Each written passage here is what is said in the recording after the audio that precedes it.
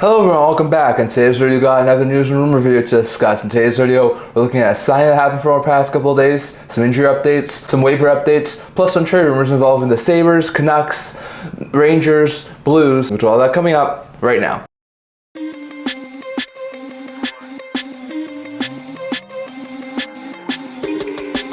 Hello everyone, welcome back to another video here at the Intent Hockey channel. Now before we begin this video, don't forget to like this video and subscribe below. Thank you for all your support and to without you guys. So if you haven't already, don't forget to subscribe button down below and don't forget to comment down in the comment section below so you can also see this video. So once again, just a reminder that I'm going to do my last video, I think over on Friday, the 20th, and then going to take a week break. Not going to do any more videos until Saturday or 28th. So just a reminder to stay tuned for that, as my last videos are going to be either Thursday or Friday. I'm not exactly sure at this point, but just a reminder that I will be posting some pre-recorded videos throughout that week that I have off. So remember to keep checking on my channel because I might have some pre-recorded videos for you guys to check out. But just a reminder that I'm not going to do any regularly scheduled videos from the 20th to 27th. So don't forget that. But we got another interesting trade rumor video here to discuss. So we're going to start as we usually do by talking about some signings for our past couple of days. There was one signing from our past few days and it was an interesting one. The Colorado Avalanche signed undrafted prospect Tye Fellhaber to a 2-year contract with an AAV of $775,000. Now it's an interesting pickup there for the Avalanche. Felhaber's been playing over in the AHL over the past couple of years. He was an undrafted player, so he got his pro career playing in the AHL. 2 years ago, had 7 goals and 13 points in 21 AHL games. Last year, had 10 goals and 23 points in 50 AHL games. So far this year, already had 8 goals and 13 points in 23 games with Colorado's AHL affiliate. So the Avalanche saw an opportunity to sign a minor player, get another potential call-up option for them. So they signed Felhaber. He's already gone into 1 NHL game with the Avalanche having some more injuries in the forward group. They could have used another call-up option. Didn't have a point in that game, but still looked pretty good. So all in all, Felhaber looks like he's going to be a pretty good player. Probably going to spend most of his time in the minors, I would expect, especially once the Avalanche get healthy. But he's a decent call-up option, and if they do run into a lot of injuries, he could be a decent pickup there for the Avalanche. So it's the only sign we've seen from our past couple of days, but Felhaber signs a 2-year minor league extension with the Colorado Avalanche to be sort of a call-up option for them if they run into some injuries. Next, going over to a couple of injury updates. We've seen some injury updates from our past couple of days. First, we saw Matt Zuccarello and Jonas Brodin both be activated off of a long-term injury reserve and got back in game action over on Saturday. Brodin after missing 2 weeks with upper body injury. Zuccarello after missing over a month with a lower body injury. So really great news there for the Wild to get both those guys back, Zuccarello and Brodin. So it's a solid top 6 forward, solid top 4 defenseman back into the lineup for the Wild. So great to see those guys both get back. Toronto's Bobby McMann was activated off of injury reserve and returned to game action on Saturday after missing 7 games with a lower body injury. So interesting note there, but McMann getting back is a big boost to the Leafs bottom 6, while Anthony Stolarz was placed on injury reserve and missed Sunday's game with a lower body injury after leaving the previous game for the Toronto Maple Leafs. So that's a horrible blow there for the Leafs. Stolarz has been doing fantastic ever since signing with the Leafs this past offseason, so it's a really big blow there for the Leafs to lose Stolarz for the next little while. JJ Moser was placed on injury reserve after suffering an injury on Thursday, so it's a bad blow there for the Bolts. They're going to have Moser out for at least the next little bit, but that's a horrible blow there to their top 4. San Jose's Clean Costin was placed on injury reserve after suffering an injury on Thursday, so it's a bad blow there for the Sharks, as one of their solid bottom 6 forwards is going to be out for at least the next week. Well, Will Smith was actually off of injury reserve and got back into game action on Saturday after he missed 4 games with upper body injury. So that's great news there for the Sharks to get one of their bright young players back, and Will Smith from injury reserve, so great news there for the Sharks. Minnesota's Jacob Lauko left Saturday's game with a lower body injury and was placed in injury reserve, so hopefully Lauko won't miss too much time. He's already missed a significant amount of time earlier in the year, and he's a solid bottom 6 forward, so hopefully he won't miss too much time, but it's a bad blow there for the Wild. Andrei Kuzmenko missed Saturday's game and is day-to-day with upper body injury, so it's a bad blow there for the Flames. Kuzmenko's been a solid top 6 forward there for the Flames over the past little while, so to see him be out for the next couple of games is going to be a bad blow there for Calgary. Matt Dumba, who has missed 3 games now with upper body injury, is currently listed as between day-to-day and week-to-week, so it might not be week-to-week injury, but it's definitely not day-to-day. It's somewhere in between, so hopefully Dumba won't be out for an overly long period of time, but he's probably going to miss at least the next couple of games for the Stars, so it's a bad blow there for Dallas. Semyon Varlamov, who has missed the last 8 games with a lower body injury, was finally placed in injury reserve, so it's a bad blow there for the Islanders to see Varlamov be out.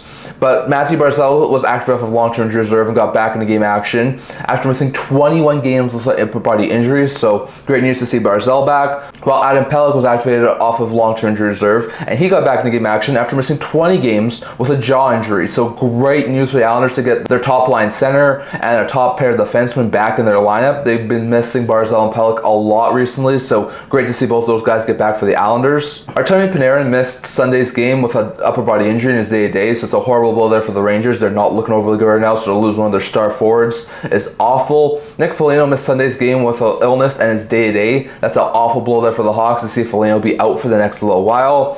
Radek Faksa missed Sunday's game with a cut on his leg in his day-to-day, so it's a solid bottom 6 forwards. It's not an overly bad blow there, but still, to lose Faksa really does hurt the St. Louis Blues. Jack Johnson left Sunday's game with upper body injury and didn't return, so hopefully Johnson won't miss too much time. He's a decent third pair defenseman and is a veteran leader on that Jackets team, so hopefully he won't be out for an overly long period of time. Pittsburgh's Marcus Pettersson has been announced being out week to week with undisclosed injuries, so that's a horrible blow there for the Penguins to lose a solid top 4 defenseman who's a trade chip for them for at least the next few weeks. Probably won't be back until after the holiday break, so that's a bad blow there for the Penguins.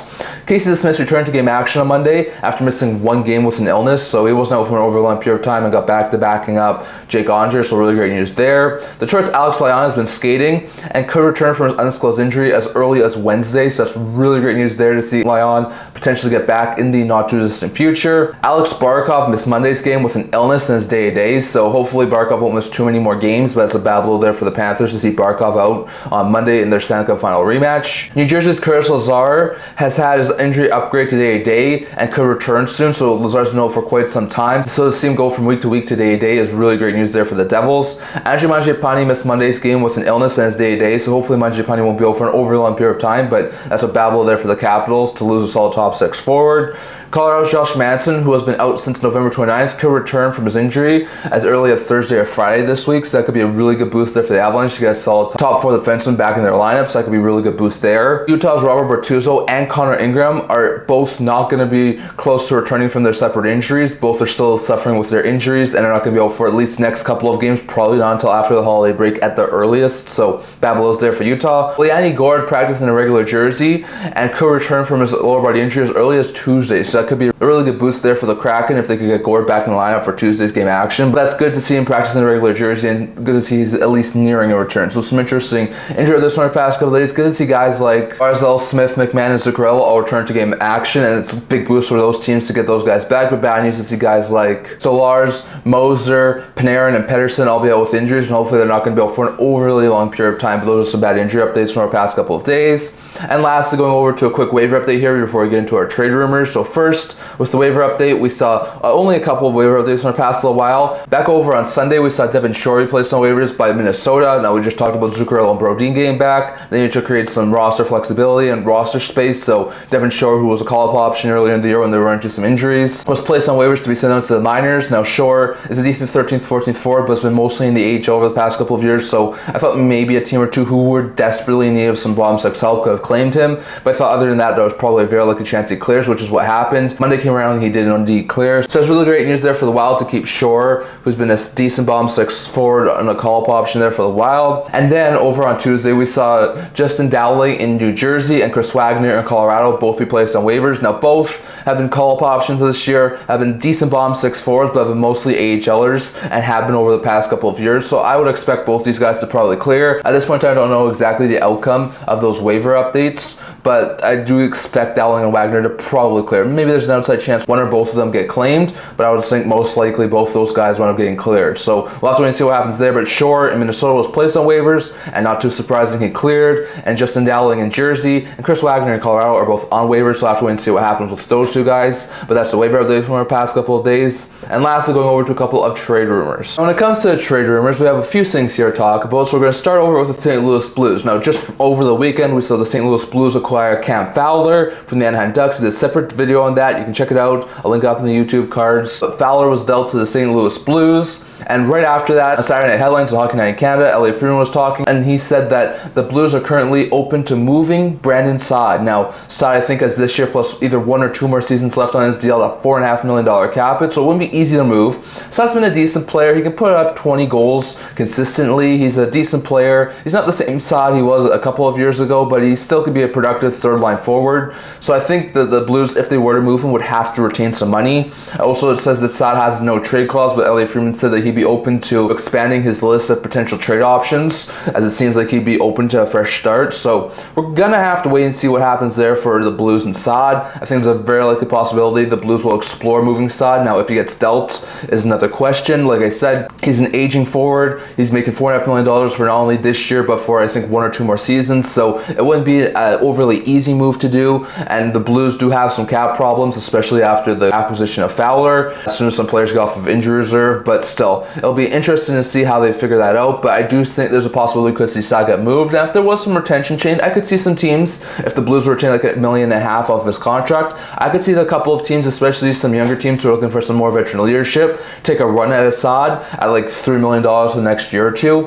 I think that could be a possibility. So we're going to have to wait and see on that. But Elliotte Friedman does say that Saad is on the block for the St. Louis Blues and could be moved in not just in future. And that even though he has no trade clause, Saad is open to expanding his trade list. So we're going to have to wait and see what happens there. But expect Saad to be in the rumor mill over the next little while as potential trade chip for the Blues. Next, going over to New York Rangers. Recently, on Sunday's game for the New York Rangers, Kaapo Kakko was listed as a healthy scratch. Now that stirred up a lot of speculation for the Rangers. Now the Rangers are not, at this point in time, being an overly great team. I think they recently just got down to around 500. I'm not sure if they're still over it or not, but still, the Rangers have not looked overly good over the past while. They've been an especially bad team recently, and there's a lot of speculation if moves are coming. We already seen them moved off Jacob Trouba. Could they make some more moves? It's a possibility. And after that Kakko healthy scratch, there's a lot of people who thought that maybe a trade was coming for the Rangers. Now at this point in time, there hasn't been a trade yet, but there's been still a lot of speculation as to the potentiality of a Kakko trade being happening in the not just in future. Now Kakko is a former 2nd overall pick. He's not the best of forwards, and he's definitely not got up to a 2nd overall pick level caliber player, but he's still a decent player. He can play as like a solid 2nd line, 3rd line winger. He's not the 1st line winger that the Rangers were hoping for when they drafted him, but he's still a decent player.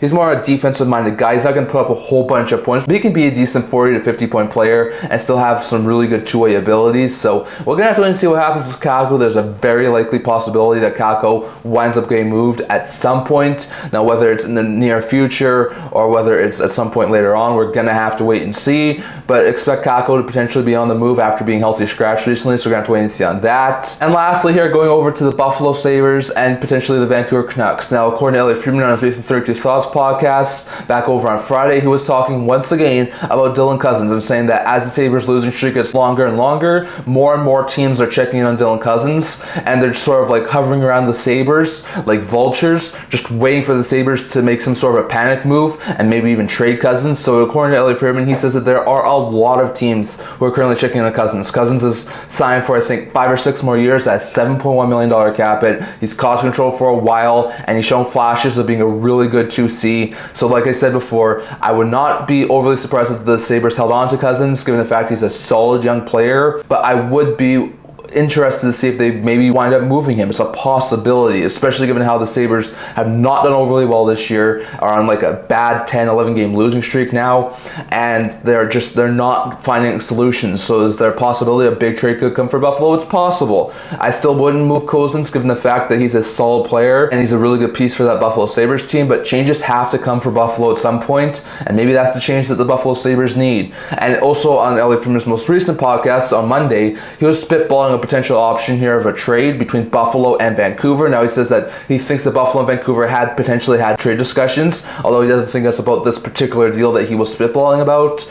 But he says, who would say no to this sort of a deal? Cozens and Byram go from Buffalo to Vancouver for Elliotte Pettersson. Now he thinks that the Canucks will be more reluctant to make that sort of a deal, given the fact Pettersson's starting to find his groove now and he's still signed for a long period of time. But that could be a trade that helps out both sides. Maybe the fresh start in Buffalo could help Pettersson. Maybe the fresh start in Vancouver could help out Cozens, who know that Bowen Byram is from Vancouver, so he could be a very fantastic pickup there for the Canucks. You know, the Canucks are heavily in the market for a top 4 defenseman, so we're going to have to wait and see what happens there. The roster freeze is upon us in the next couple of days, so there's a very likely chance we don't see any sort of moves happen until after the holiday freeze, but there's a very likely chance we could see the Sabres and Canucks maybe hook up on a deal, and maybe it's a blockbuster of like Pettersson for Cozens and Byram, like Elliotte Friedman was speculating, or maybe it's not, so we're going to have to wait and see on that. But that's what I want to talk about for today. I'd love to hear your guys' thoughts on all of this down in the comment section below. What are your opinion on this? Do the Canucks and Sabres pull off a massive deal like that? And if so, Could Cozens be involved? And do you think there's a very likely chance Cozens gets moved by Buffalo?